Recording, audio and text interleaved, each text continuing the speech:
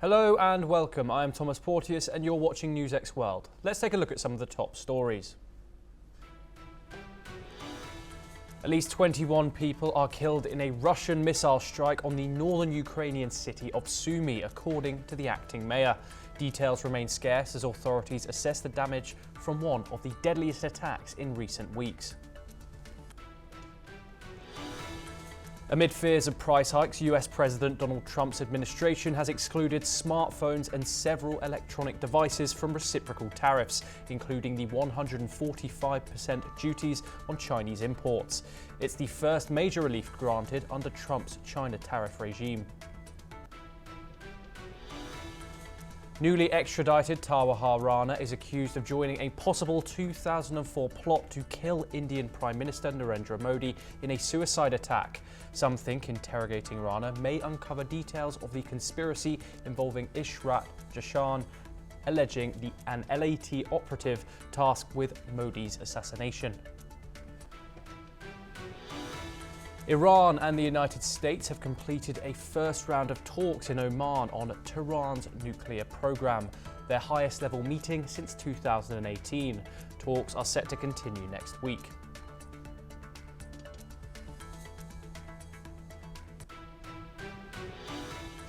Israel says that it plans to expand its military offensive in Gaza after seizing a new corridor as part of a broader military effort. It told tens of thousands of residents in the southern Palestinian territory to evacuate. Meanwhile, Hamas claims an Israeli strike destroyed an intensive care and surgical unit in Gaza City. Authorities say no casualties have yet been reported.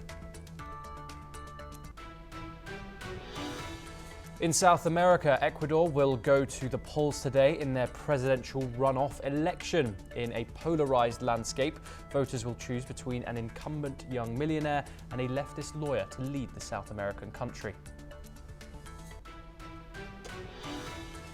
Germany's next Chancellor, Friedrich Merz, backs away from pledges to cut taxes and raise wages, sparking public outcry. With his poll numbers falling, Merz risks losing support as he struggles to keep the far-right AfD out of power.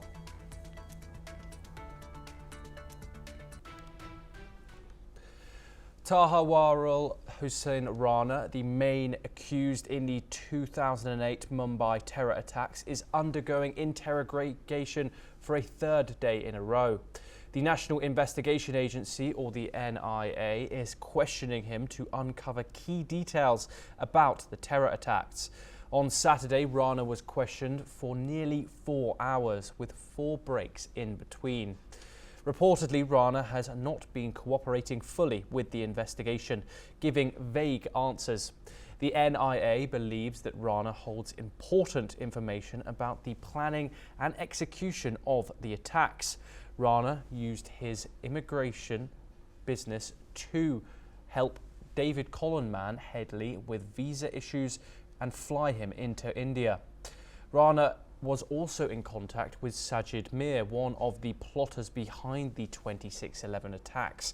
The NIA is also looking into possible links between Rana, Pakistan's ISI spy agency, and the terror group Lashkar-e-Toiba, which carried out the attacks. To support their investigation, the NIA has sent Rana's fresh voice samples for testing in order to match them with calls made right after the attacks.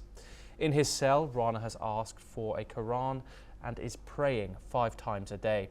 He also requested pen and paper, but is under close observation. Today's interrogation is expected to reveal more about Rana's role and the larger conspiracy behind the 26/11 attacks. Taha Rana's investigation is now focusing on a larger, bigger conspiracy. Officials believe he may have information about a plan by Lashkar-e-Taiba to assassinate the then Gujarat Chief Minister and India's current Prime Minister Narendra Modi. Rana, a long-time friend of David Headley, joined the Lashkar network around 2005. This time frame matches with when Headley and Lashkar terrorists were discussing the operation involving Israel-Jahan, who was allegedly behind a plot to assassinate Modi back in 2006. This is what has been revealed in the Sunday Guardian's exclusive. The same has been procured from 3 different documents assessed by the TSG, one from the NIA, FBI interrogation notes and Intelligence Bureau. Could Rana's interrogation further assist investigators in deciphering if Rana was involved in other potential terror cases or assassination bids on Indian soil? We are joined by Joyita Basu, editor of the Sunday Guardian, live from New Delhi to discuss this further. Joyita, what can you tell me about the possibility that Rana is involved in this possible assassination plot? Well, actually, this has largely to do with a very controversial encounter of Ishrat Jahan. Now, there was this happened in Gujarat when Mr. Modi was chief minister of that state. And you see, at that time, there was the UPA Congress, the UPA government in power. A huge attempt was made at that time to portray that as a fake encounter, that an innocent girl had been killed. But from whatever the investigations and the investigation by the Intelligence Bureau and all, it had shown, and even the Gujarat police, they had information that this particular girl, this Ishrat Jahan, was actually an LET operative, meaning Lashkar-e-Taiba terrorist. She was part of that group that had been dispatched, and their aim was to assassinate Chief Minister Modi at the time of Chief Minister Modi. Now, what happened is that there was huge politics over it, and that, there was constant pressure from the government, in particular, central government in particular, saying that this girl is innocent, and this was, one of those fake encounters that Mr. Modi has carried out. He has carried out an attack on an innocent Muslim girl. So they gave a very communal twist to it. Now actually, even at that time, it was apparent that, all these documents are from that time. Now, those documents show that, the agencies knew that this girl was a Lashkar terrorist operative. And this was actually the one, somebody from the IB got that statement recorded, because of which the powers that be at that time, they were very upset because they could not proceed against Mr. Modi, because they were hoping to catch him and basically send him to jail by saying that you have got an innocent person killed off, pumped off. From that time only, they were very, very worried about Mr. Modi arriving on the national scene. Although there was no mention of, that he had prime ministerial ambitions at that time. But yes, they were, I would say, they knew that, yes, this man had the potential. So basically, they were trying to block him. So there was this huge conspiracy. There was a political fallout of that. Now, it has to be seen. Now, but Tahaur Rana knows that Tahaur Rana, David Headley, and this Sajid Mir, all of them, they were part of it. Tahaur Rana, so his interrogation is going to shed some light on how things actually happened. Now, if there is, as the report we have carried mentions, if he is interrogated diligently, he may actually spill the beans about what exactly happened ahead of that Gujarat encounter case. Joyita, what are you hoping that comes out? Obviously, Rana's undergoing his 3rd day of interrogations. How will these interrogations contribute to the understanding of the operational methods to this possible assassination plot? Well, the operational methods, you see, they were based. I think what Tahaur Rana's interrogation will reveal is how for years these people, and they are of course backed by Pakistan, and these are actually Pakistani assets. Now, how for years they were preparing to basically cause mayhem in India. They were preparing to have a major terror attack against India. And you see, this was before Mumbai 26/11 as well. There were several terror attacks in India at that time. So it is not that that was the first terror attack that happened. Yes, the scale at which it happened was really huge. So you see, this is so this was a major problem at that time, but there was also a perception that was growing at that time was that the government at that time was not doing anything. So instead of trying to secure the nation, they were more keen about playing politics. So you see, if the Rana, already the Yes. agencies, Americans, everybody has said that Ishrat Jahan was a Lashkar operative. If Taur Rana also says that, well, it will be validation for our agencies, for our investigations. Joyita Basu, thank you very much for joining us. We will continue to bring you more news updates, especially regarding that Sunday Guardian exclusive. We now move on. In a significant shift, the Trump administration has exempt smartphones, computer chips, and other electronics from steep tariffs, including the 125% levies on Chinese imports. The exemptions follow warnings from tech firms like Apple and Nvidia over high prices. US Customs and Border Control confirmed that these goods will avoid both Trump's 10% global tariff and harsher China-specific taxes. Analysts call it a game changer for the tech industry, while the White House says the move gives companies time to shift manufacturing to the United States. However, these products still face a 20% China tariff linked to fentanyl. Trump defended the tariffs, citing strong US revenue and a strategic edge in trade talks. While most nations get a 90-day tariff pause, China faces a hike to 145% due to its retaliation. Apple is reportedly accelerating iPhone production in India. Let's take a listen to what Trump had to say. I'll give you that answer on Monday. We'll be very specific on Monday. What are you suggesting? We're taking in a lot of money. As a country, we're taking in a lot of money. We're joined by Dr. Satoru Nagao to discuss this further from a fellow from the Hudson Institute located in Tokyo, Japan. Dr. Nagao, thank you very much for joining us.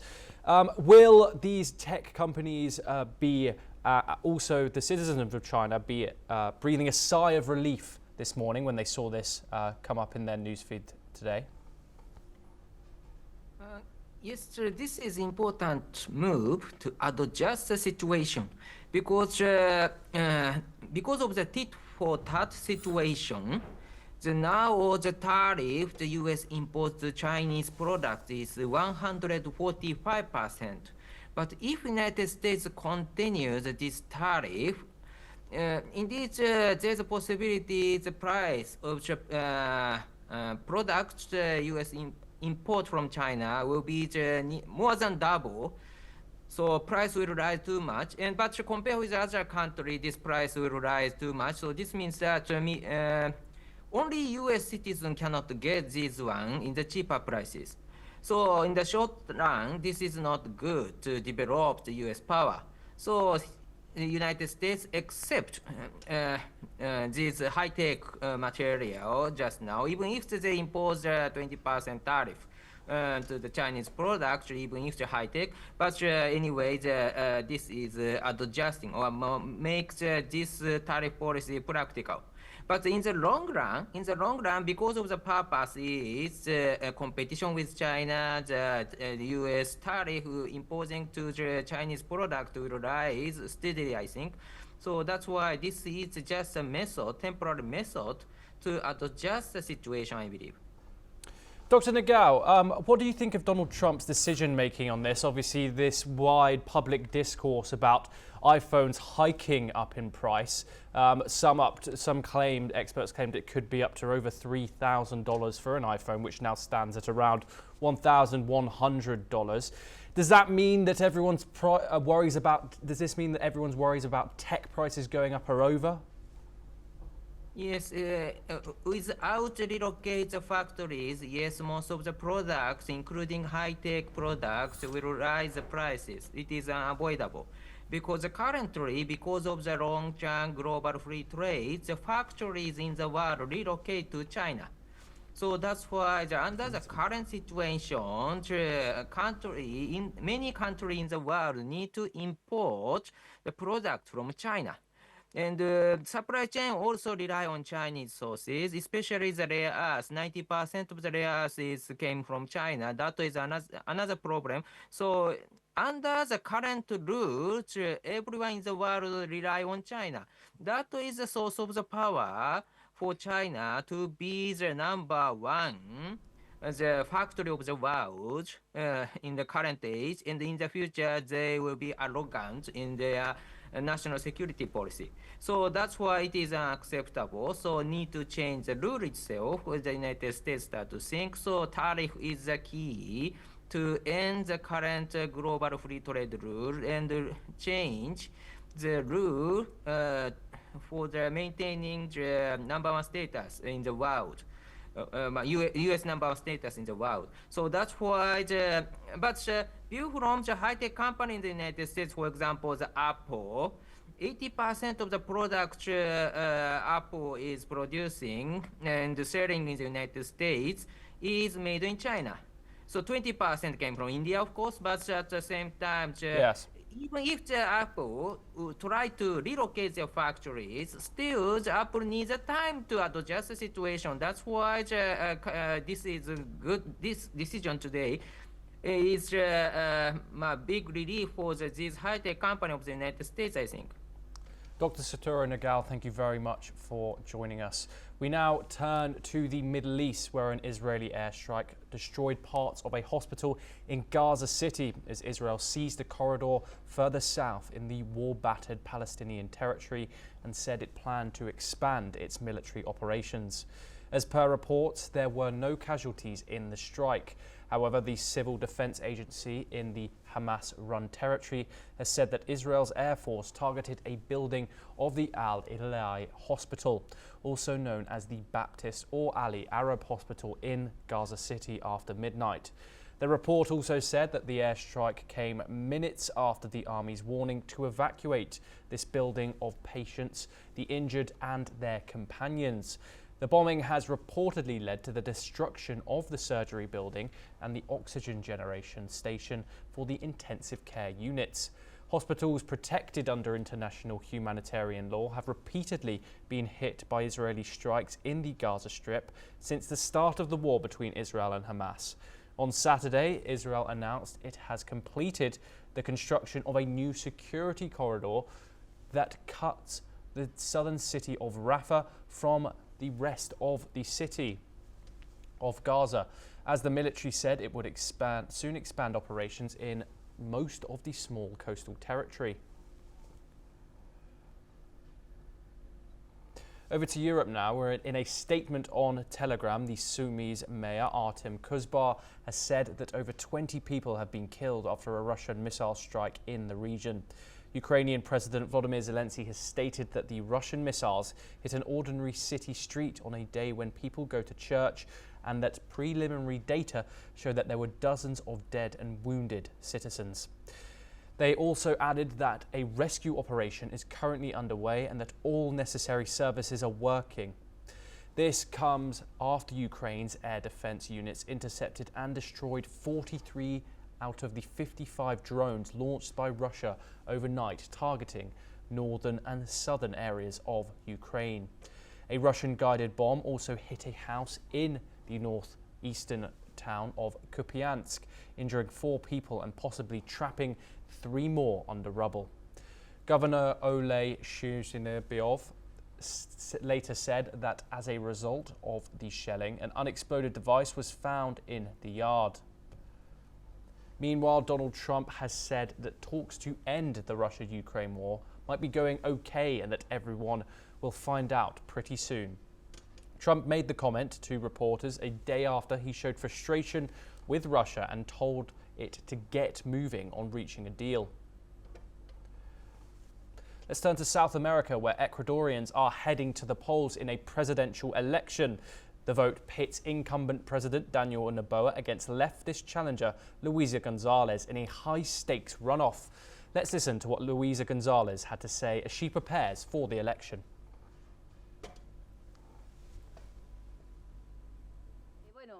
mucha fe, mucha esperanza, mucha alegría, mucha paz. Eso siento. Un optimismo.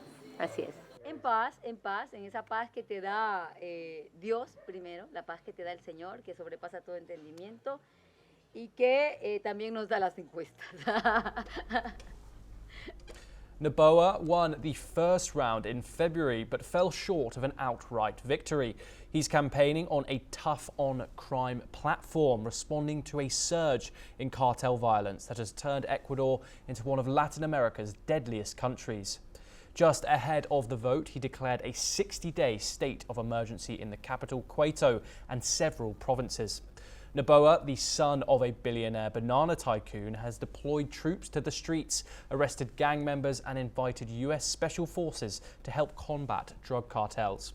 His high-profile security raids and initiative push have been central to his campaign. His rival, 47-year-old Luisa Gonzalez, is running as a champion of the poor. A single mother from a modest background, she promises to improve social programs and address growing poverty, which now affects more than a quarter of the population.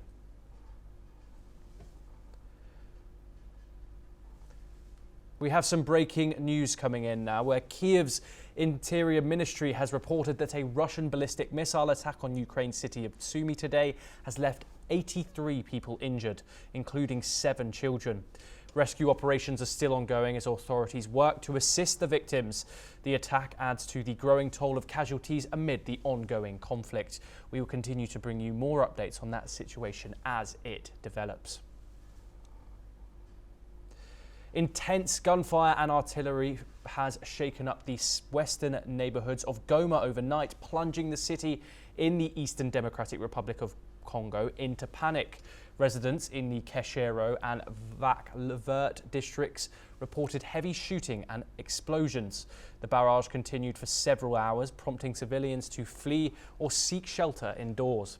According to local media, the fighting involved March M23 rebels who have controlled Goma since January, and armed factions believed to be affiliated with the pro-government Wazalendo militias and the DRC armed forces.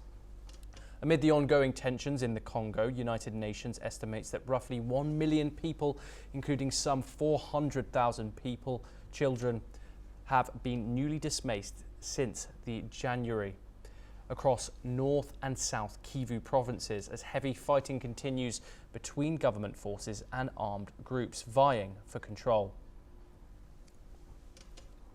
We stay in Africa, in Gabon, where coup leader and interim president Brice Oligui Nguema is seeking a 7-year mandate in a highly anticipated presidential election. 19 months after toppling Ali Bongo, Nguema cast his ballot on Saturday in Libreville, calling the process transparent.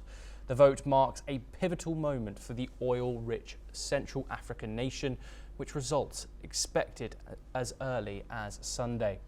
Nguema has pledged to fight corruption and diversify the economy, but critics say his close ties to the former regime raise doubts about true reform. Voter turnout appeared strong across the country, with long lines reported at polling stations.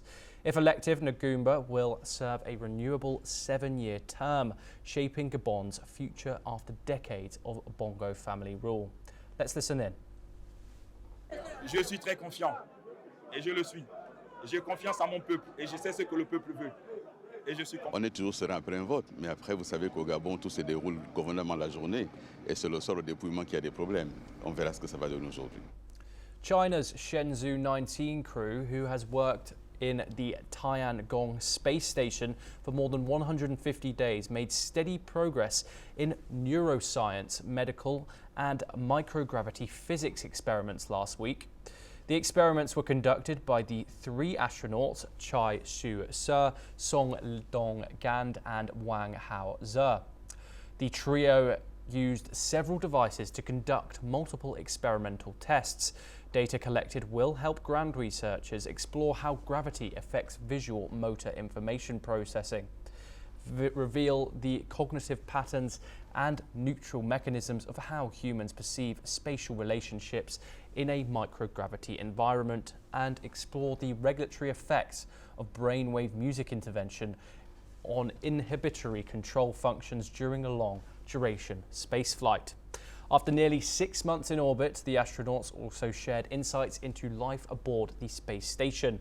Using questionnaires and video recordings, they documented their experience with the station's livability, real-time feedback on human-machine interfaces, and the layout of various onboard systems.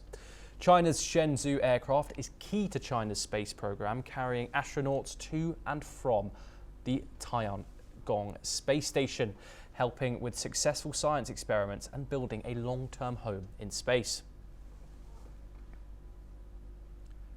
In the Indo-Pacific, in a call with Indonesian President Prabowo Subianto on Sunday, Chinese President Xi Jinping pledged to strengthen the strategic partnership between the two nations.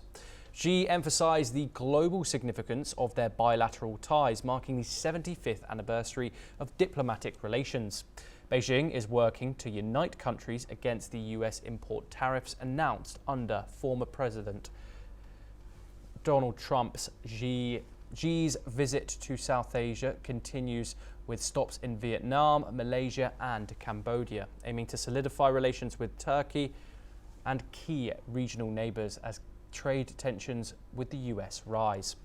The growing China-Indonesia partnership comes at a time of escalating geopolitical shifts in the region, as both countries look to expand economic and diplomatic cooperation. We move on, where New Zealand Foreign Minister Winston Peters says his country needs the US as an active, engaged and constructive partner in the Indo-Pacific, following a trip to Washington to strengthen ties with the Trump administration. Speaking from Honolulu during a Pacific tour, Peters emphasized the importance of the US presence amid rising Chinese influence and regional uncertainty.